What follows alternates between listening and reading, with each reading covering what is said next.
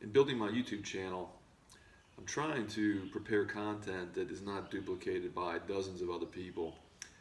And in the spirit of that, I figured out that it's a very complicated and difficult process of trying to put your power steering window back in your Fox Mustang.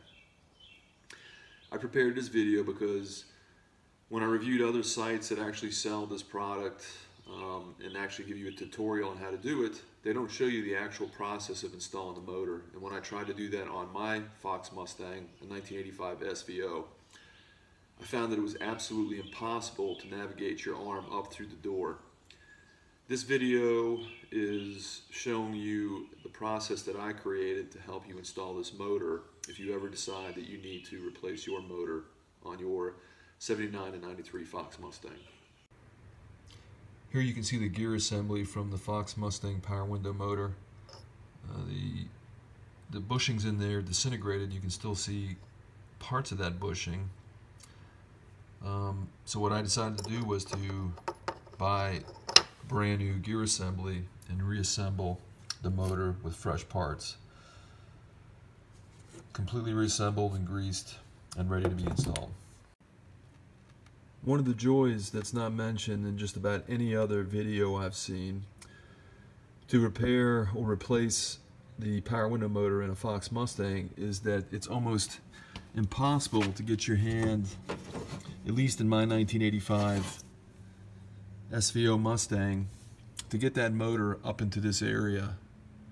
So I've devised a method that perhaps you can use if you decide to do this, because unless you have arms that are about 2 inches in diameter, you're not going to reach that.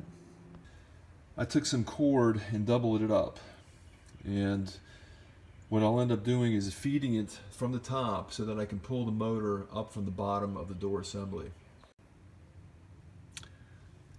I've slid this cord down through the top of this assembly on the door, down to the bottom, through a speaker hole, and I will attach it to the motor. The little trick I devised is pushing this doubled up cord through the hole in the motor and then securing it at the adjustment screw at the top.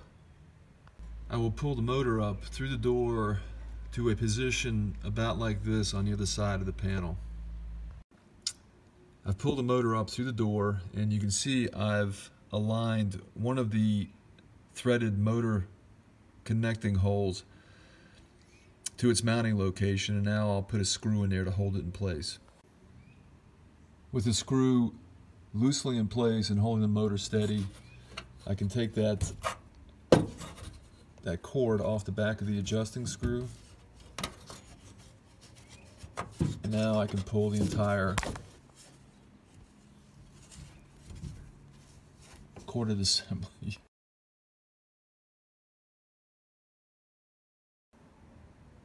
And now I can pull the entire corded assembly out. The next hardest part is getting this electrical connector up through this slot. You have to literally reach up inside the speaker panel, probably cutting yourself and destroying your arm, but you'll eventually get it through that hole, and then you can reconnect it to the bus. Excuse the buzzer sound, but just to close this out, you can see that the motor now goes up and down freely and powerfully.